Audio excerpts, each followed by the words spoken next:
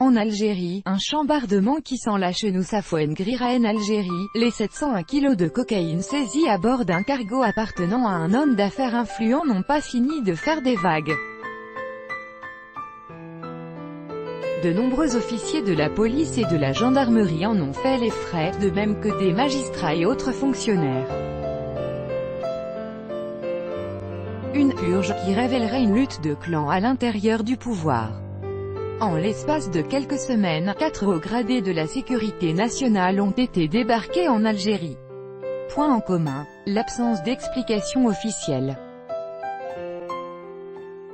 Élément déclencheur, le spectaculaire coup de filet de « l'affaire de la cocaïne ». Mais pas que cela. Pour des experts de la sécurité approchés par Sputnik, ce remue-ménage obéit à pas moins de 3 logiques. Tout le monde se souvient très bien avec qui la liste a commencé. Personne, en revanche, ne sait qui va la clore. Une loi des séries qui provoque les spéculations des observateurs et des médias algériens à propos de la martingale qu'elle renferme. Dernière victime en date, le chef de la sûreté d'Oran, Nouassri Salah. La mise à la retraite de ce septuagénaire, tout comme le limogeage du chef de la sûreté d'Alger, ont été décidés par un Mustapha Al-Abiri. Le tout récent impétrant de la Direction générale de la Sûreté nationale, DGSN, avait ainsi remplacé, contre toute attente, Abdelghani Hamel, on disait, jusque-là, plutôt proche du palais. Le commandant de la gendarmerie nationale, Ménad Nouba, a lui aussi fait les frais du remue-ménage sécuritaire. Pour Akram Kariev, expert en sécurité et rédacteur en chef de MENA Défense, il convient de faire une lecture à 3 niveaux de ce chamboulement. La plus simple, et paradoxalement la moins évidente à deviner, alors que les nuages s'amoncellent dans les cieux de la politique algérienne, c'est d'abord un changement naturel qui touche l'armée et les corps de sécurité lors de la fête nationale, le 5 juillet, de chaque année. Mais la circonstance n'aurait servi, tout au plus que d'agent édulcorant au même titre que la mise à la retraite, est venue ganter une mesure dont personne ne doute, aujourd'hui, de son caractère punitif. D'autant plus que ce sont des changements qui n'obéissent à aucune logique opérationnelle, de l'avis d'une source proche des renseignements militaires algériens, approchée par Sputnik. Le patron de la DGSN, un général-major, est remplacé par un très vieux colonel, Mustapha Al-Abiri, jusque-là directeur général de la protection civile. Le patron de la gendarmerie, un général-major, est remplacé par un général qui a été promu, en l'espace de 2 ans, de colonel à commandement de la gendarmerie, avec un grade de général. D'un point de vue d'expert, ce sont des limogeages qui n'étaient pas du tout prévus, pas plus que n'était prévisible, semble-t-il, l'affaire de la cocaïne.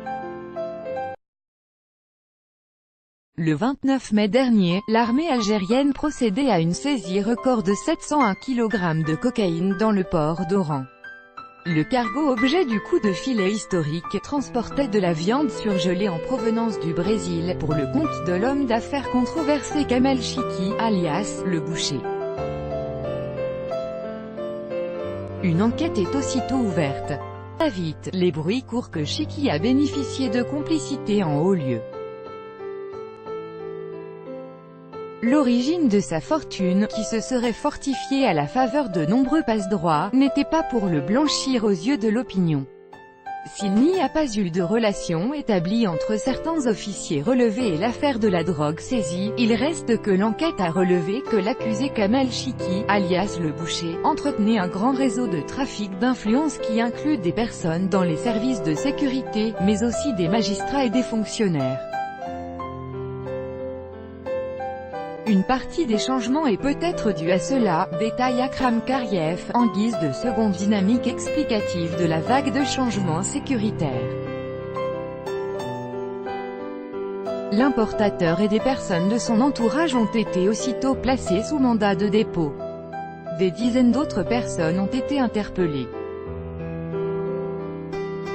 L'éclat d'obus touchera jusqu'au chauffeur personnel de Hamel, dont l'implication a été formellement démentie par le DGSN à l'occasion d'une conférence de presse, où Hamel a accusé à demi-mot l'armée et la gendarmerie de faire une enquête sur mesure qui incrimine la police et la justice, puisque le chauffeur d'El Hamel a été convoqué pour être entendu, de même que de nombreux magistrats, rappelle encore Akram Kariev, qui en vient ainsi à la troisième dynamique de la vague d'éviction. Cette affaire a créé de gros remous à l'intérieur du pouvoir et une sorte de lutte entre plusieurs tendances à la périphérie du pouvoir. On l'a vu dans le cas du patron du DGSN qui a menacé de dévoiler des dossiers, en disant que celui qui veut lutter contre la corruption doit être propre. Il a été viré tout de suite après, abonde Kariev. Les tensions entre différents clans se sont exportées dans les médias et les réseaux sociaux. Des journaux proches de la présidence vantaient, ainsi, une opération main propre pour extirper la corruption du pays, dominée par les barons du système, alors que d'autres, sur les réseaux sociaux, interrogeaient les véritables motivations. Les dernières déclarations de Hamel. Ce qu'il dit est vrai. Ceux qui l'ont limogé ont peur que la vérité éclate au grand jour, dit en substance cet internaute. C'est une opération destinée uniquement à réduire au silence l'enquête. Je ne pense pas qu'ils ont quelque chose à voir avec le trafic, estime, pour sa part, la source proche des renseignements militaires. Les limogeages sont moins liés à l'affaire qu'à l'enquête sur l'affaire. On reproche à Hamel ne pas avoir prévenu la présidence, à temps, de l'opération de l'armée. Le patron de la gendarmerie, lui, a été éjecté pour que l'enquête reste au point mort sur les soutiens dont a pu bénéficier le fameux Boucher. La présidence a pris l'affaire de la cocaïne comme une attaque contre l'éventualité de son 5e mandat.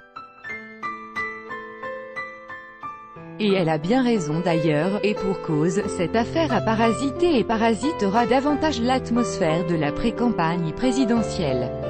Toute la séquence politique appelant le président à briguer un 5e mandat a été souillée. Une souillure provoquée par une partie de l'armée qui a voulu donner un grand retentissement médiatique à cette affaire. On aurait pu saisir le bateau et dire qu'il n'avait que 60 kg de cocaïne à bord, et personne n'aurait su.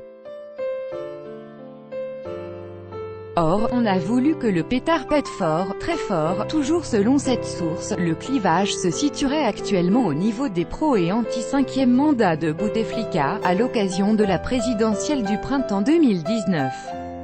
Fortement diminué depuis un AVC qu'il a frappé en 2013, le président algérien n'a toujours pas révélé ses intentions, alors que la liste de ses soutiens politiques s'élargit. Il y a une nervosité venant du fait qu'à l'intérieur de l'État profond, le 5e mandat de Bouteflika n'est plus à l'ordre du jour. D'ailleurs, l'apparition de Abdelmalik Sellal, ancien Premier ministre, après une très longue absence médiatique indiquerait qu'il pourrait être un choix plausible. Le clan Bouteflika sait qu'un nouveau président rabattrait toutes les cartes. Le dernier pouvoir qu'il a entre les mains, ce sont les décrets présidentiels pour limoger toutes les personnes qu'il pense ne pas être acquises à sa cause, poursuit cette source. La corrélation entre cette affaire et les élections de 2019 est néanmoins un pas que Karim Kariev se garde de franchir. Personnellement, je ne lis pas ce qui s'est passé aux élections, à titre particulier, mais plus généralement à l'avenir politique en Algérie.